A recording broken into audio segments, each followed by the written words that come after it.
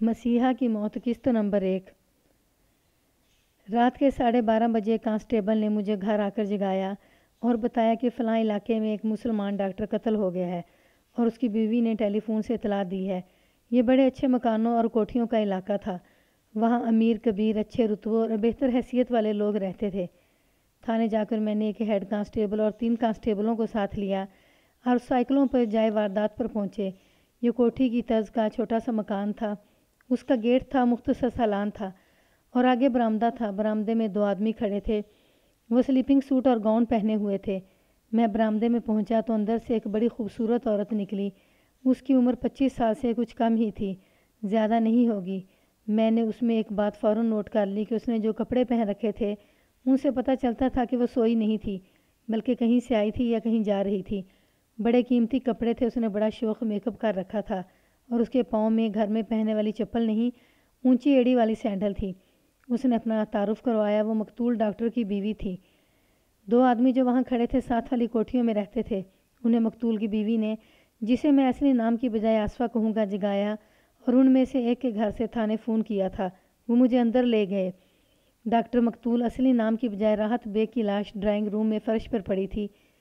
فرش پر دری یا قالین نہیں تھا، فرش سفید ٹائلوں کا تھا۔ فرش پر خون ادھر ادھر بہہ کر جم گیا تھا۔ لاش ایک پہلو پر پڑی تھی۔ میں نے نظری معائنے کے لیے لاش کو سیدھا کیا۔ سر پر 2 زخم تھے۔ سینے پر تیز دھار آلے کے 3 زخم تھے۔ ایک گہرا زخم دائیں گال پر اور ایک لمبوترا زخم ایک بازو پر تھا۔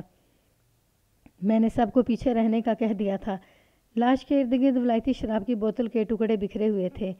بوتل کا پیندہ پورا الگ اور بوتل کا اوپر والا حصہ الگ پڑا تھا۔ اس حصے میں بوتل کی گردن تھی اور بوتل کا اس سے نیچے والا کچھ حصہ اس کے ساتھ اس طرح رہ گیا تھا کہ اس کا ایک حصہ خنجر کی طرح لمبا اور نوکدار اور 2 حصے سے تقریباً نصف لمبے اور نوکدار تھے۔ ایسے ہی ابھرے ہوئے ٹکڑے پیندے کے ساتھ بھی تھے۔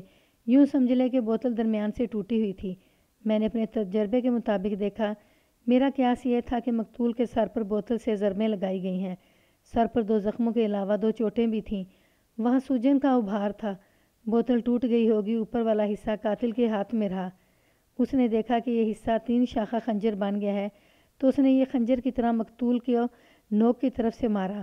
دائیں گال پر ایک ہی زخم تھا۔ میں نے سینے کے زخم مقتول کی قمیض ہٹا کر ایک بار پھر دیکھے۔ ان میں ایک گہرا تھا اور دوسرے صرف کھال میں ہی اترے تھے۔ میں نے بوتل کا اوپر والا حصہ، جسے آپ گردن اور کندھے کہہ سکتے ہیں، ان زخموں پر رکھا۔ اس کے نوکدار حصے اس طرح زخموں پر فٹ آگے کہ لمبا خنجر نما ٹکڑا سینے میں گہرا اتر گیا اور باقی 2 حصوں کی نوکیں صرف کھال میں اتریں۔ اس سے مجھے یقین سا ہونے لگا کہ آلہ قطر شراب کی یہ بوتل ہے۔ میں نے بوتل کے اس ٹکڑے کو گردن سے نہیں پکڑا تھا بلکہ اس کے منہ میں انگلی ڈال کر پھنسا لی اور مقتول کے سینے پر رکھا تھا۔ اس احتیاط کی وجہ یہ تھی کہ بوتل کی لمبوتری گردن پر قاتل کی انگلیوں کے نشان تھے۔ یہ نشان ننگی آنکھ سے نظر نہیں آیا کرتے۔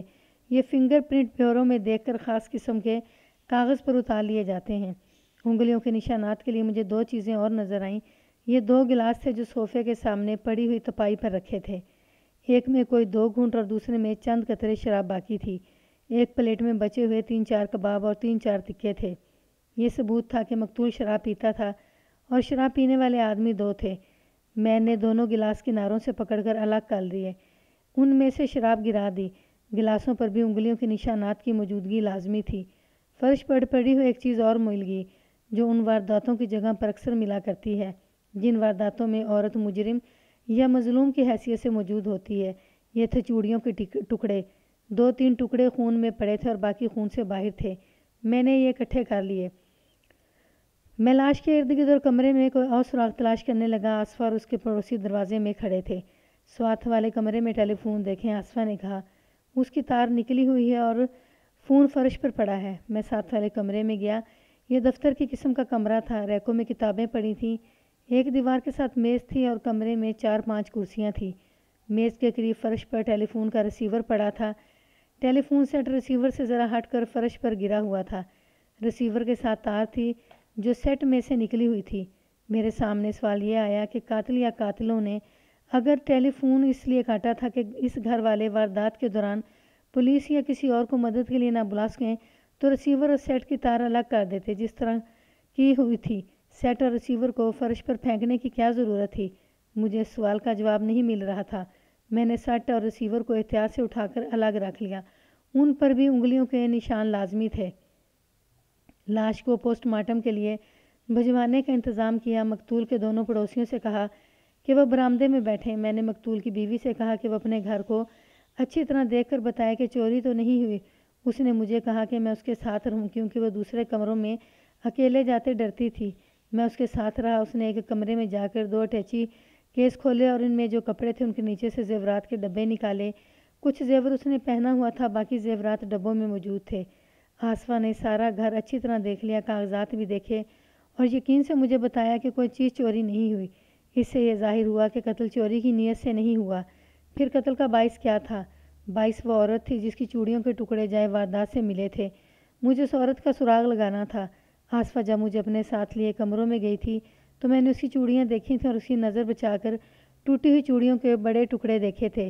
یہ اسی قسم کی چوڑیوں کے تھے جو آصفہ کے ایک بازو میں تھیں۔ ان کی عام تعداد 4 تھی۔ اس کے دوسرے بازو میں گھڑی تھی جس کی چین سونے کی تھی۔ آصفہ نے جو کاغذات دیکھے تھے وہ میں نے بھی دیکھے۔ ان میں مقتول کی انشورنس پالیسی تھی۔ یہ میں نے اس کے ہاتھ سے لے کر اچھی طرح دیکھی۔ یہ 40,000 روپے کی لائف انشورنس تھی۔ میں نے یہ کاغذات دیکھ کر آصفہ کو واپس کر دیے تھے۔ اس قسم کی واردات کے بہت سے کاغذات تیار کرنے ہوتے ہیں۔ علاقہ ڈی ایس پی اور علاقہ مجسٹریٹ کو بھی نقول بھیجنی ہوتی ہیں۔ میں نے اس کام کے لیے ASI اور محرر ہیڈ کانسٹیبل کو بلا لیا تھا۔ میں خود ان دفتری اور کاغذی کارروائیوں میں وقت ضائع نہیں کرنا چاہتا تھا۔ میں نے برآمدے میں کرسی میز رکھوا کر تفتیش شروع کر دی۔ بسم اللہ آصفہ سے کی۔ مقتول کے متعلق یہ ذہن میں رکھیں کہ اس کی عمر 35 سال کے لگ بھگ تھی۔ اس کا جسم مضبوط اور قد 6 فٹ سے 1.5-2 انچ کم ہوگا، خوبرو آدمی تھا۔ آصفہ نے بتایا کہ اس کی شادی ہوئے 3.5 سال گزر گئے ہیں۔ شام کا کھانا کھا کر میں ایک شادی پر چلی گئی تھی۔ آصفہ نے میرے پوچھنے پر بتایا آج رات مہندی تھی، میں 9 بجے سے پہلے چلی گئی تھی۔ ڈاکٹر صاحب مدعو نہیں تھے؟ میں نے پوچھا وہ کیوں نہیں گئے تھے؟ میرے ساتھ یہ کم ہی نکلا کرتا تھا، اس نے ایسے لہجے میں کہا جس سے پتہ چلتا تھا کہ اسے مقتول کے ساتھ کوئی گہرا لگاؤ نہیں تھا۔ کہنے لگی اس نے اپنے کیے کی سزا پا لی ہے لیکن میری زندگی تباہ کر دی ہے، اور اس کے آنسو بہنے لگے۔ اس کے آنسو تو بہہ نکلے لیکن ایسے لگتا تھا جیسے یہ آنسو خاوند کے غم کے نہیں۔ اس وقت تک مجھے آنسو اور مسکراہٹیں سمجھنے کا بہت تجربہ ہو چکا تھا۔ بہرحال یہ خوبصورت امیرزادی اپنے خاوند کے ساتھ خوش نہیں تھی۔ مجھے کچھ ایسے محسوس ہونے لگا تھا کہ قتل کا باعث یہی عورت ہے، لیکن میرے پاس اس کے خلاف ابھی چوڑیوں کے صرف ٹکڑے تھے جو صرف شک پیدا کرتے تھے۔ اس عورت کے ساتھ مجھے احتیاط سے کام لینا تھا۔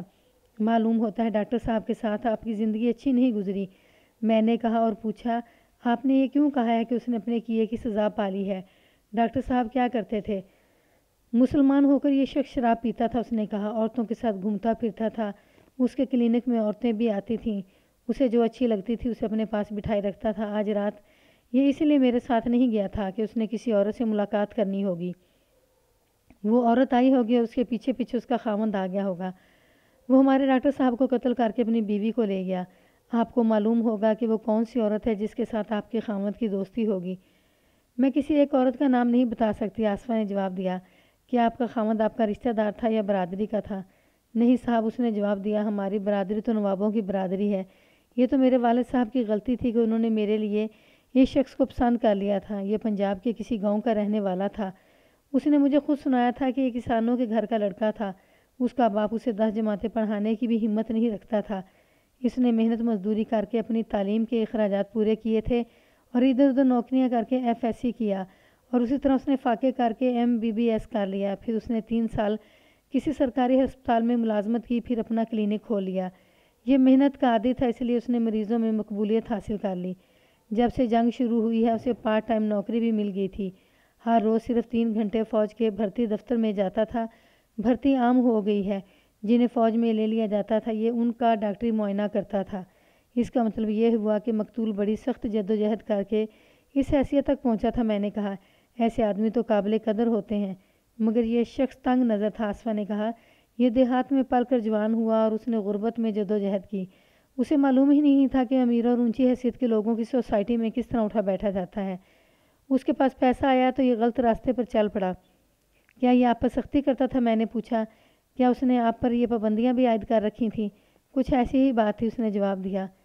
اس کے ساتھ بہت سی باتیں ہوئی تھیں، ضروری نہیں کہ آپ کو وہ ساری باتیں سنائی جائیں۔ میں آپ کو صرف یہ بتانا چاہتا ہوں کہ آصفہ نے مجھ پر یہ تاثر پیدا کیا کہ اسے اپنے خامند کے قتل پر اگر خوشی نہیں تو اتنا افسوس بھی نہیں جتنا کسی عورت کو بیوہ ہو جانے پر ہونا چاہیے۔ اس سے مجھے یہ شک ہونے لگا کہ اس نے اپنے خامند کو خود نہ قتل کرا دیا ہو۔ میں فوری طور پر اس کی شک کی بنا پر حملہ نہیں کرنا چاہتا تھا، ادھر ادھر سے معلومات لینا ضروری تھا۔ آصفہ سے میں نے نوکروں کے متعلق پوچھا۔ اس نے بتایا کہ گھر میں ایک نوکرانی کام کرتی ہے جو رات کو اپنے گھر میں سوتی ہے۔ کلینک میں ایک ڈسپینسر تھا اور ایک نوکر۔ میں نے ان تینوں کے نام اور ایڈریس معلوم کر لیے اور ایک کانسٹیبل سے کہا کہ وہ پہلے گھر کی نوکرانی کو لے آئے، پھر ڈسپینسر کو اور نوکر کو یہاں لائے۔ میں نے 2 پڑوسیوں کو روک رکھا تھا۔ میں نے دونوں سے معذرت کی کہ میں انہیں پریشان کر رہا ہوں، لیکن مجرموں کو پکڑنے کے لیے شہریوں کا تعاون ضروری ہوتا ہے۔ دونوں حکومت کے افسر تھے، انہوں نے خندہ پیشانی سے میرے ساتھ تعاون کیا۔ میں نے دونوں سے الگ الگ مقتول اور آصفہ کے متعلق اور ان کی ازدواجی زندگی کے بارے میں پوچھا۔ دونوں کی رائے تقریباً ایک جیسی تھی۔ انہوں نے بتایا کہ میاں بیوی میں اکثر لڑائی جھگڑا رہتا تھا۔ ان دونوں کو ان کی بیویوں نے بتایا تھا کہ مقتول اور آصفہ میں کبھی کبھی ہاتھا پائی بھی ہو جاتی تھی۔ آصفہ کے متعلق انہوں نے بتایا کہ اس کے چال چلن کے متعلق وہ کوئی رائے نہیں دے سکتے، لیکن یہ مغرور سی عورت ہے، ہر وقت میک اپ کیے رکھتی ہے اور کھوکھلی سی عورت تھی۔ ان دونوں کی بیویوں کو اور ساتھ والی دوسری کوٹھیوں کی عورتوں کو آصفہ بتاتی رہتی تھی کہ اس کا خامند عیاش اور بدکار آدمی ہے اور وہ آصفہ میں دلچسپی نہیں لیتا۔ مقتول کے متعلق انہوں نے بتایا کہ وہ ملنسار اور ہنسمکھ آدمی تھا۔ اس کی پریکٹس اس لیے اچھی چل رہی تھی کہ مریضوں سے ہمدردی اور محبت سے بولتا تھا۔ کوئی غریب آدمی بھی اس کے گھر آدھی رات کو آ جاتا تو یہ اس کے گھر جا کر مریض کو دیکھتا تھا۔ کسی غریب آدمی سے اس کے گھر جانے کی فیس نہیں لیتا تھا۔ مجھے پتہ چلا کہ ساتھ والی کوٹھیوں کی عورتیں بھی جاگ رہی ہیں۔ ان کے پڑوس میں قتل کی واردات ہو گئی تھی، وہ سو کیسے سکتی تھیں؟ میں نے ان دونوں آدمیوں سے کہا وہ اپنی بیویوں کو بلا دیں۔ وہ اسی وقت گئے اور اپنی بیویوں کو ساتھ لے آئے۔ دونوں پڑھی لکھی اور شائستہ عورتیں تھیں۔ انہوں نے دونوں سے بھی میں نے الگ الگ رائے لی۔ دونوں کی رائے ایک جیسی تھی۔ ان دونوں سے مجھے معلوم ہوا کہ آصفہ جھگڑالو تھی، اپنے خامند کے خلاف کبھی رو کر اور کبھی غصے میں باتیں سناتی رہتی تھی۔ اس میں غصہ زیادہ تھا، یہ جتنی خوبصورت تھی اتنی ہی سڑیل تھی۔ ان عورتوں نے یہ بھی بتایا کہ مقتول خوش رہنے اور خوش رکھنے والا آدمی تھا۔ اپنی بیوی کے ساتھ جب اس کی لڑائی ہوتی تھی تو آواز بیوی کی ہی آتی تھی، ڈاکٹر کی آواز کبھی نہیں سنی تھی۔ میں نے دونوں عورتوں سے ایک سوال پوچھا تھا کہ آصفہ نے کبھی ایسی بات کی تھی کہ وہ کسی اور کو چاہتی تھی، اس کی شادی اس ڈاکٹر کے ساتھ کر دی گئی؟ ہاں، دونوں کا جواب تقریباً ایک جیسا تھا۔ آصفہ نے کئی بار کہا تھا کہ ماں باپ نے مجھے اجازت دیتے تو میں ایسے آدمی کو ان کا داماد بناتی جس پر وہ فخر کرتے۔ آصفہ کسی اور آدمی کو چاہتی ضرور تھی، یہ معلوم نہیں کہ وہ کون ہے۔ آصفہ کے ماں باپ دلی میں ہی رہتے تھے، ان کا گھر بہت دور تھا۔ آصفہ نے ان کو اطلاع بھیجی تھی۔ میں جب ان عورتوں سے پوچھ گچھ کر رہا تھا تو آصفہ کی ماں، اس کا باپ اور 2 بھائی آ گئے۔ میں انہیں کوٹھی کے کسی کمرے میں جانے کی اجازت نہ دی اور آصفہ کے ساتھ باہر لان میں رونے بیٹھ گئے۔ جب ان عورتوں کو میں نے فارغ کیا تو کانسٹیبل نوکرانی کو لے کر آ گیا اور ڈسپینسر اور کلینک کے نوکر کو لانے کے لیے چلا گیا۔ میں نے نوکرانی کو یہ کہہ کر الگ بٹھایا کہ کسی کے ساتھ بات نہ کرے۔ آصفہ کا باپ میرے پاس آ گیا۔ اس نے میرے ساتھ ایسے انداز اور لہجے میں بولنا شروع کر دیا جیسے وہ کسی ریاست کا نواب ہو۔ وہ مجھے حکم دے رہا تھا۔ یہ شخص ہندوستان کی ایک خاص کلاس سے تعلق رکھتا تھا۔ انگریزوں نے جب ہندوستان میں اپنی حکومت مستحکم کر لی تھی، اس وقت ہندوستان میں بہت سی چھوٹی بڑی ریاستیں تھیں جن کے حکمران نواب تھے۔ انگریزوں نے چند ایک بڑی ریاستوں کو قائم رہنے دیا اور باقی نوابوں کے سالانہ وظیفے یا پینشن مقرر کر دی۔ انگریز بڑی چالاک قوم تھی۔ انہوں نے نوابوں سے کہا کہ وہ چند سالوں کی پینشن اکٹھی لے لیں تو یہ چند سال گزرنے کے بعد ان کی پینشن آدھی ہو جائے گی۔ یہ نواب عیاش لوگ تھے، انگریزوں کے جھانسے میں آگے پینشن اکٹھی لے کر عیش و عشرت میں اڑا دی۔ میعاد گزر جانے کے بعد انگریزوں نے کہا کہ ایک بار پھر پینشن اکٹھی کر لو اور میعاد گزر جانے کے بعد پینشن 1/4 ملا کرے گی۔ اس طرح یہ نواب اس مقام پر پہنچ گئے جہاں انہیں چند روپے پینشن ملنے لگی۔ یہ خاندانی الاؤنس تھا۔ نوابوں کی اولاد کو تانگا چلاتے دیکھا مگر وہ اپنے آپ کو نواب کہلاتے تھے۔ آصفہ کا باپ بھی نواب کہلاتا تھا۔ اس کے آباء و اجداد کسی ریاست کے ولی تھے۔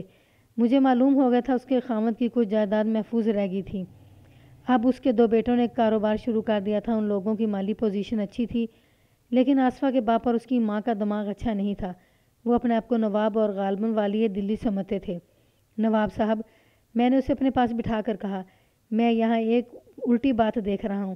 ایک آدمی قتل ہو گیا ہے، اس کی بیوی اور سسر اس کے غم میں نڈھال ہونے کی بجائے مقتول کے خلاف اس طرح باتیں کر رہے ہیں جیسے قتل کرنا نہیں بلکہ قتل ہونا جرم ہے۔ کیا آپ اپنے اس رویے کو واضح کر سکتے ہیں؟ جواب دینے سے پہلے یہ بات ذہن میں رکھ لیں کہ میں پولیس انسپکٹر ہوں۔ میں آپ کے حکم کا پابند نہیں، میں قتل کی تفتیش کر رہا ہوں۔ میرے ساتھ ٹھنڈے مزاج سے بات کریں۔ مجھے اس کے قتل ہو جانے کا بہت افسوس ہے، اس نے کہا، لیکن میرے دل میں ایک افسوس اور بھی ہے۔ میں نے اپنے ایک دوست کے کہنے پر اپنی بیٹی کی شادی اس ڈاکٹر کے ساتھ کر دی تھی۔ میں آپ کو صحیح بتا دیتا ہوں، میں نے ڈاکٹر میں یہ خوبی دیکھی تھی کہ غریب گھرانے سے ابھرا ہے اور اپنا مستقبل بنا رہا ہے۔ میں نے اور میری بیوی نے سوچا کہ اکیلا آدمی ہے، اس کے ماں باپ گاؤں میں رہتے ہوں اور وہ وہیں رہیں گے، ہماری بیٹی کے سر پر آ کر نہیں بیٹھ جائیں گے۔ اس نے بڑی لمبی وضاحت پیش کی تھی جس کی مجھے ضرورت نہیں تھی۔ میں نے اس سے یہ نتیجہ اخذ کیا کہ اس شخص نے ڈاکٹر راحت بیگ مقتول کو صرف اس لیے اپنی بیٹی دی تھی کہ وہ اکیلا تھا اور کامیاب ڈاکٹر تھا۔ یہ لوگ اسے گھر جوائی بنا کر اس کی آمدنی اپنے قبضے میں لینا چاہتے تھے، لیکن ڈاکٹر ان کے جال میں نہ آیا۔ ڈاکٹر اپنی آزادانہ زندگی گزار رہا تھا۔ نواب صاحب، میں نے کہا، آپ کا داماد اچھا تھا یا برا؟ وہ قتل ہو گیا ہے۔ میں قاتل کو پکڑنا چاہتا ہوں۔ ہو سکتا ہے یہ قاتل آپ کی بیٹی کا بھی دشمن ہو۔ اگر وہ جلدی نہ پکڑا گیا تو آپ کی بیٹی کو بھی قتل کر سکتا ہے۔ کیا آپ مجھے بتا سکتے ہیں کہ ان کا دشمن کون تھا؟ دشمن میرے داماد کا ہو سکتا ہے، اس نے جواب دیا۔ میری بیٹی کا کوئی دشمن نہیں ہو سکتا۔ آپ کے داماد کا کوئی دشمن کیوں تھا؟ بدکار آدمی تھا، اس نے جواب دیا۔ میری بیٹی مجھے بتاتی رہتی تھی کہ اس کے پاس مریض عورتیں آتی رہتی ہیں اور اسے جو پسند آتی ہے اس کے ساتھ یارانہ لگا لیتا ہے۔ میرا خیال ہے ایسی کسی عورت کے خامند نے ڈاکٹر قتل کیا ہے۔ اگر آپ مجھے ایسی صرف ایک عورت کا نام بتا دیں تو میں اسے شامل تفتیش کر لوں گا۔ میں نے کہا، یہ آپ معلوم کریں۔ اس نے کہا، سراغ لگانا آپ کا کام ہے، میں آپ کو بتا رہا ہوں کہ میرا داماد کیسا آدمی تھا۔ اسے احساس ہی نہیں تھا کہ میری بیٹی نواب خاندان کی لڑکی ہے، ہمارے باپ دادا نے حکومت کی ہے، اب بھی ہمارا حکم چلتا ہے، اب بھی انگریز مجھے سلام کرتے ہیں، مگر اس ڈاکٹر نے میری بیٹی کو نوکرانی بنا رکھا تھا۔ ذرا اس بات پر غور کریں، رات ہمارے قریبی رشتہ داروں کی مہندی کی رسم تھی۔ انہوں نے راحت بیگ مقتول اور میری بیٹی کو خاص طور پر مدعو کیا تھا۔ میں، میری بیوی اور میرے بیٹے بھی مدعو تھے۔ ہم گئے تو انہوں نے کہا کہ راحت اور آصفہ نہیں آئے۔ میں نے کہا آ جائیں گے، لیکن راحت بھی نہ آیا اور اس نے میری بیٹی کو بھی نہ آنے دیا۔ کیا آپ کی بیٹی بھی وہاں نہیں گئی تھی؟ میں نے حیران ہو کر پوچھا، شاید آپ وہاں سے جلدی چلے گئے ہوں گے اور یہ میاں بیوی آپ کے بعد گئے ہوں گے۔ ہم 12:30 بجے وہاں سے رخصت ہو گئے تھے۔ اس نے کہا، اس وقت تک نہ آصفہ وہاں پہنچی نہ راحت۔ میں نے جان لیا کہ راحت نے میری بیٹی کو آنے نہیں دیا۔ میں اس لیے حیران ہوا تھا کہ آصفہ نے مجھے بتایا تھا کہ وہ اپنے رشتہ داروں کے ہاں مہندی کی رسم پر گئی ہوئی تھی۔ واپس آئی تو اس نے اپنے خاوند کی لاش دیکھی، لیکن اس کا باپ کہہ رہا تھا کہ آصفہ مہندی کی رسم پر گئی نہیں تھی۔ یہ تو میں نے دیکھا ہی تھا کہ آصفہ نے کسی تقریب کے لیے کپڑے پہن رکھے تھے اور اس نے گہرا میک اپ کر رکھا تھا۔ اس کا مطلب یہ تھا کہ وہ مقتول کو یہ بتا کر کہ وہ مہندی کی رسم پر جا رہی ہے کہیں اور چلے گی، اور یہ بھی ہو سکتا تھا کہ وہ کہیں بھی نہیں گئی اور اس نے خود خامد کو قتل کیا یا اپنے کسی آشنا سے قتل کرایا۔ آصفہ کا باپ میری بات کو حیرت کو غلط سمجھا۔ اس کا خیال تھا کہ میں اس لیے حیران ہوا ہوں کہ مقتول نے اس کی بیٹی کو اس کے رشتہ داروں کی تقریب میں جانے نہیں دیا۔ وہ اور کھل کر باتیں کرنے لگا۔ آپ کی بیٹی نے کبھی آپ کو بتایا تھا کہ اسے خامد مارتا پیٹتا بھی ہے؟ ان میں لڑائی جھگڑا اکثر رہتا تھا، اس نے کہا۔ ظاہر ہے مار پٹائی بھی ہوتی تھی۔ میں نے اسے مزید پوچھ گچھ روک دی۔ میری کوشش یہ تھی کہ یہ اپنی بیٹی سے نہ ملے۔ میں نے اس کی بیٹی کو بلایا اور نواب سے کہا کہ وہ اٹھ جائے۔ میری بات غور سے سنو محترمہ، میں نے اسے پاس بٹھا کر کہا، اب آپ کے ساتھ جو باتیں ہوں گی وہ میرے اور آپ کے درمیان رہیں گی۔ اگر آپ مجھ پر اعتماد کر کے سچی بات بتا دیں گی تو میں آپ کے سر پر ہاتھ رکھ لوں گا، اور اگر آپ اس غلط فہمی میں بات کو گول کرنے کی کوشش کریں گی کہ مجھے کچھ بھی علم نہیں تو میرا ہاتھ آپ کی گردن پر ہوگا۔ اس نے اس طرح چونک کر میرے منہ کی طرف دیکھا جیسے اس کو بجلی کا جھٹکا پڑا ہو۔ آپ اونچی فیملی کی خاتون ہیں، میں نے کہا۔ مقتول کی خاندانی پوزیشن کچھ بھی نہیں تھی۔ میں آپ کو بچانے کی کوشش کروں گا، آپ مجھے بچانے کی کوشش کریں گے؟ اس نے حیرت زدہ آواز میں پوچھا۔ کیا کیا ہے میں نے اسے یہ نہ بتایا کہ مجھے اس پر شک ہے۔ بار بار کہا کہ وہ سیدھی بات پر آ جائے، لیکن وہ اپنی ہٹ پر قائم رہی۔ ایک بار اس نے بڑی غسیلی الفاظ میں بات کی۔ میں نے اسے کہا کہ وہ کسی خوش فہمی یا غلط فہمی میں مبتلا نہ رہے، میں تفتیش کر رہا ہوں۔ اگر اس نے مجھ پر رعب جمانے کی کوشش کی تو میں اسے تھانے لے جا کر تفتیش کروں گا۔